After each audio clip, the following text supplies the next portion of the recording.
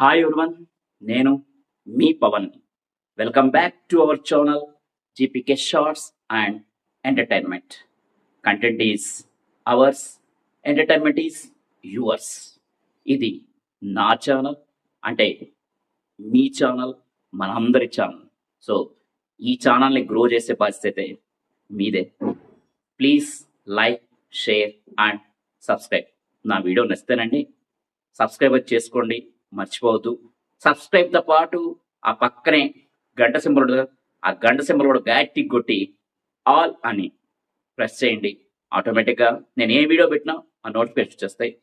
సరే, ఇప్పుడు మన వీడియోలోకి వచ్చేద్దాం సోది లేకుండా. పుష్ప 2, మన అల్లు అర్జున్ యాక్ట్ చేసిన పుష్ప 2 నిన్నే రిలీజ్ అయింది. అఫ్ కోర్స్ మొన్న ప్రీమియర్ షో పడ్డాయి. బాగుంది సినిమా. ఏంట్రా బాగుండేది, ఆల్రెడీ రివ్యూ ఇచ్చావు కదా, మళ్ళీ కొత్తగా ఇప్పుడు పుష్ప 2 గురించి ఏంద్రా అని చెప్పేది అని మీరు అనుకోవచ్చు. సో నేను ఇప్పుడు పుష్ప 2 రివ్యూ గురించి చెప్పడానికి రాలేదు. అండ్ పుష్ప 2 బాగుంది అని అనిపించిన తర్వాత కూడా చాలా మంది, సరే కొంతమంది బాగలేదంటున్నారు, కథ లేదంటున్నారు, అది లేదంటున్నారు, కానీ బట్ ఓవరాల్గా చాలా మందికి అయితే పర్లేదు, బాగుంది. అల్లు అర్జున్ యాక్షన్ అయితే సూపర్గా ఉంది, చించి ఆరేసాడు. కంపల్సరిగా ఈసారి కూడా నేషనల్ అవార్డు పక్క, ఇటువంటి టాక్స్ వినిపిస్తున్నాయి. సో ఇంత పాజిటివ్ టాక్ వచ్చిన కలెక్షన్స్ చూస్తే మాత్రం అనుకున్న స్థాయిలో అయితే లేవు, కొంచెం డల్గా అనిపిస్తున్నాయి. అంటే నేను అంత ఆ లెవెల్లో, నేను ఓల్డ్ లెవెల్లో చెప్పలేదండి, మా ఊరి లెవెల్లో, నాకు తెలిసిన లెవెల్లో చెప్తున్నాను. ఎవరైనా సరే హైదరాబాద్లో అనుకుంటే, ఫర్ ఎగ్జాంపుల్ రేపు సాటర్డే సండే కదా, వీకెండ్ కదా, పుష్ప 2 బాగుందంటున్నారు, పర్లేదంటున్నారు, వెళ్ళొచ్చు అంటున్నారు. సరే ట్రై చేద్దామా, అయినా థియేటర్లో ఉంటాయా లేవా టికెట్లు అని అనుమానంగానే బుక్ మై షో ఓపెన్ చేస్తే ఆశ్చర్యంగా వాళ్ళు ఏ థియేటర్ అన్నా ఆ థియేటర్లో మినిమం టికెట్స్ అవైలబుల్ ఉంటున్నాయి. కంపల్సరీగా టికెట్స్ అయితే అవైలబుల్ ఉంటున్నాయి. ఇది కొంచెం ఆశ్చర్యకరమైన విషయమే వాళ్ళకి. కానీ ఎందుకు ఇలా జరుగుతుంది? ఎందుకంటే ఒక పెద్ద సినిమా ఆల్రెడీ ఒక రకమైన పాజిటివ్ టాక్ వచ్చిన తర్వాత మూవీ టికెట్స్ దొరకడం, ఫస్ట్ 3 days టికెట్స్ దొరకడం, మెయిన్ థియేటర్స్, అన్ని థియేటర్స్ అని చెప్పను, కొన్ని మెయిన్ థియేటర్స్ దొరకడం అనేది కొంచెం అసంభవమే. అండ్ మండే నుంచి ట్రై చేసుకోవచ్చు అనుకుంటారు కొంతమంది. కానీ ఇక్కడ మాత్రం సర్ప్రైజింగ్ గా సాటర్డే సండే కూడా అందరికీ ఈ రోజు కూడా టికెట్స్ అయితే ఉన్నాయి భయ, అవైలబుల్లో ఉన్నాయి. సో ఎందుకు ఇలా జరుగుతుంది? ఆల్రెడీ కొంత పాజిటివ్ టాక్ వచ్చిన తర్వాత అలా ఎందుకు టికెట్స్ సోల్డ్ కావట్లేదు అంటే దానికి కన్నుడి చావుకు 100 కారణాలన్నట్టు మన పుష్ప 2 కూడా ఈ డిస్కరేజ్మెంట్ కి చాలా కారణాలు భయ చెప్పుకుంటూ పోతే. సో ఈ కారణాలన్నీ నిజంగా సినిమా బాగుంటే హైప్లోకి వస్తుందంటే, నిజంగా ఇవన్నీ పట్టించుకుంటారంటే ఖచ్చితంగా పట్టించుకోరు. కానీ వీటన్నిటికంటే పట్టించుకున్న ఒక పెద్ద కారణం ఉంది. ఆల్రెడీ రిలీజ్ ముందు మనం కూడా వీడియో చేసుకున్నాం, అదే టికెట్ ప్రైస్ హైక్. ఒక మిడిల్ క్లాస్ నా ఫ్రెండే సినిమా పోవాలంటే వాళ్ళ ఇంట్లో 5 మంది ఉన్నారు భయం, వాళ్ళు సినిమా అంటున్నారు, ఆల్రెడీ చెప్పాను మీకు. సో సరేలా సాటర్డే సండే పోతా అని చెప్పుకుంటూ వస్తున్నాడు.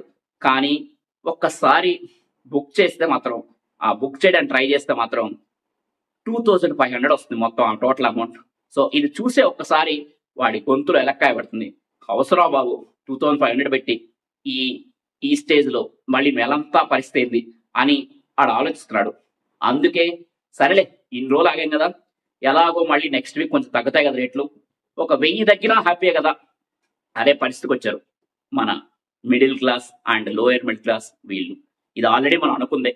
బట్ దీనికి కొంచెం బాధపడాలా, ఎందుకంటే మంచి టాక్ వచ్చిన సుక్కు సార్ మంచిగా మూవీ తీసిన కానీ కలెక్షన్ రావట్లేదనడానికి కొంచెం బాధపడాలా, లేదా పెద్ద సినిమా కాబట్టి మంచి హీరో కాబట్టి ఎలా టికెట్ రేట్లు పెట్టినా సరే చూస్తారు చచ్చినట్టు జనం అని మూవీ మేకర్స్ కున్న ఓవర్ కాన్ఫిడెన్స్ కి సంతోషపడాలి? నాకు అర్థం కాదు. కంపల్సరిగా ఇది ఫ్యూచర్ లో ఫిల్మ్ మేకర్స్ మాత్రం ఈ మూవీ అనేది ఒక బెస్ట్ ఎగ్జాంపుల్ సెట్ చేసింది. ఎవరైనా సరే విచ్చలవిడిగా రేట్లు పెంచుకోవాలనుకుంటే మాత్రం వాళ్ళు మాత్రం ఒక క్షణం ఆలోచిస్తారు ఏంటి పరిస్థితి అని. కంపల్సరీగా ఐడియా అయితే కొంచెం విత్డ్రా చేసుకుంటారు. పెంచాలి భయ, కొంచెం పెంచాలి. బట్ నార్మల్ గా అరే పర్లేదులే, ఓకే పెడదాంలే అనుకునే స్థాయిలో పెంచాలి. మరీ విపరీతంగా పెంచితే మాత్రం ఇదిగో ఇలా. అలాగే ఇది ఒక్కడే కారణం చెప్పడం, ఇది కూడా కారణం, మేజర్ రీజన్. అండ్ దీంతో పాటు మన మెగా ఫ్యాన్స్ వివాదం, ఇది కూడా ఒక రకమైన కారణం. అఫ్ కోర్స్ ఇది మన హైదరాబాద్ దీంట్లో పెద్ద ఇంపాక్ట్ ఉండకపోవచ్చు, బట్ ఆంధ్రాలో అయితే కొంచెం ఇంపాక్ట్ పడింది భయ ఈ మెగా ఫ్యాన్స్ వివాదం కూడా. అండ్ ఏందిలే ఈ సినిమా చూసేది అనే ఫీలింగ్. కానీ నేను చెప్పేది ఒకటే, ఎన్ని గొడవలు ఉండొచ్చు, ఎవరిని ఎందరి మధ్యనే గొడవలు ఉండొచ్చు, కానీ ఒక మంచి హీరో, మంచి యాక్టర్ ఒక సినిమా తీసినప్పుడు మాత్రం దాన్ని ఖచ్చితంగా మనం ఆదరించాలి. ఏదో పర్సనల్ గ్లెజ్లు అండ్ కోపాలు పెట్టుకొని మాత్రం సినిమాని చూడకుండా ఉంటే అది సినిమా ఇండస్ట్రీకి నష్టం. Not for Allu Arjun or any Mythri makers, ఇండస్ట్రీకే నష్టం.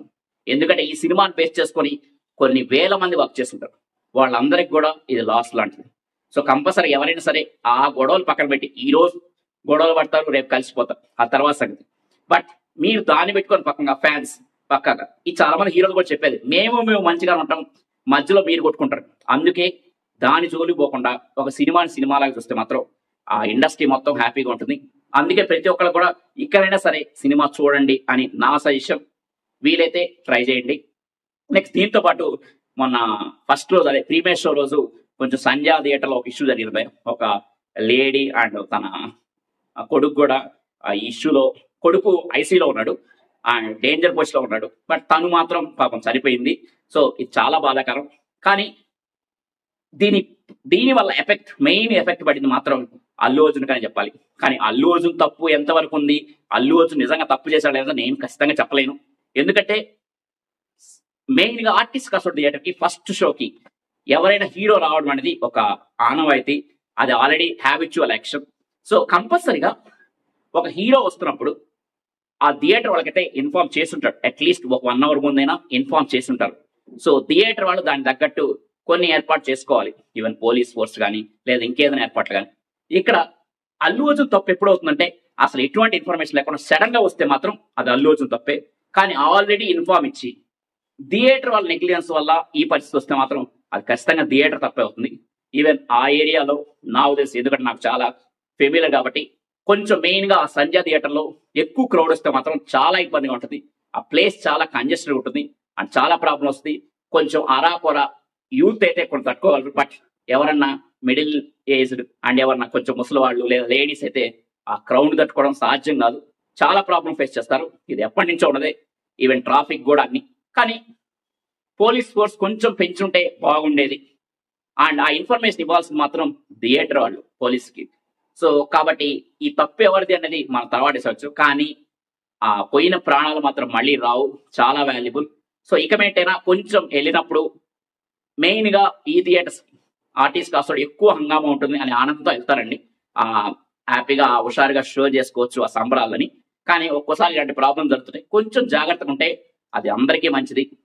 అండ్ నెక్స్ట్ ఇదొక మెయిన్ ఇష్యూ. అండ్ నెక్స్ట్ దీంతో పాటు పుష్ప 1 అంతా పుష్ప 2 లేదా ఎవరైనా నేమ్ డైలాగ్ ఏమంటుంటే పుష్ప 1 బాగుంది కానీ పుష్ప 2 అంత లేదు అని సింపుల్ కొట్టుపెట్టేస్తున్నాం. కథ లేదబ్బా, కథ లేదు, బాగుంది కానీ అల్లు అర్జున్ యాక్షన్ బాగుంది కానీ కథ లేదబ్బా అని సింపుల్ కొట్టేస్తున్నారు. కరెక్టే, కథ లేదు. కథ లేకపోయినా సరే ఎన్ని సినిమాలు ఆడలేదు భయ్, కథ ఉందా లేదా అనేది కథ కంటే ఇప్పుడుండే పరిస్థితిలో కథ కంటే ముఖ్యం స్క్రీన్ ప్లే. స్టోరీ కంటే కూడా స్క్రీన్ ప్లే మేజర్ రోల్ ఉంటుంది. సో కాబట్టి స్టోరీ అనేది నాకు పెద్ద మ్యాటర్ కాదు, అది పెద్ద మైనస్ అని అనుకోను. అన్ని ఈ విధంగా అన్ని బాగుంటాయి.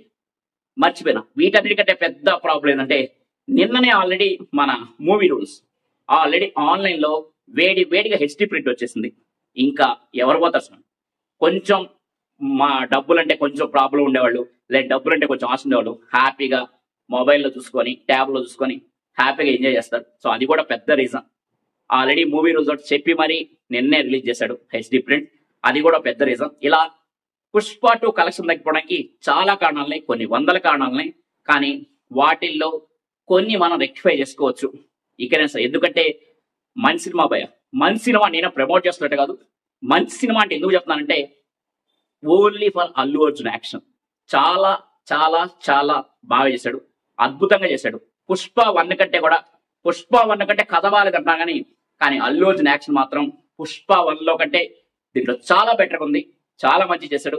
కొన్ని సీన్లు అయితే అల్టిమేట్ ఉన్నాయి భయ, నాకే చెప్పిన గూస్ బంప్స్ వచ్చేసాయి. నేను మరీ అంత పడిపోయి చచ్చిపోయే ఫ్యాన్ కాదు అల్లు అర్జున్ ఫ్యాన్ అల్లు అర్జున్కి, బట్ నాకు కూడా కొన్ని సెంటిమెంట్ సీన్ చూసినా అండ్ యాక్షన్ సీన్ చూసినా నాకు కూడా కంపల్సరీ గూస్ బంప్స్ వచ్చాయి.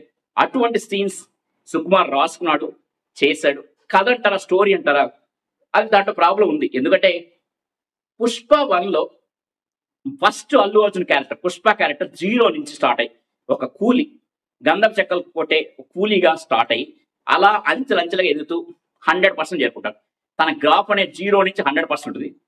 మా క్యాజువల్ గానే అంట 0 నుంచి 100 చూపించే ప్రాసెస్ లో ఎన్నో ప్రాబ్లమ్స్ ఉంటాయి, ఎన్నో స్ట్రగుల్స్ ఉంటాయి, ఎన్నో హైస్ ఉంటాయి, ఎన్నో లోస్ ఉంటాయి. సో మనకు కూడా ఒక రకమైన కిక్ ఉంటుంది తను 100 చేరుకున్న తర్వాత. కానీ ఇప్పుడు పరిస్థితి ఏంటంటే ఆల్రెడీ తను 100 చేరుకున్నాడు. ఇప్పుడు సుకుమార్కు ఉన్న ఆప్షన్స్ ఏంటంటే 100 నుంచి మళ్ళీ అంచెంచెగా దిగజార్చి 0 తీసుకురావడమా, లేదా 100 అలానే మెయింటైన్ చేయడమా, లేదా 100 నుంచి 1000. ఇది మరీ ఓవర్ ఉంటుంది భయ.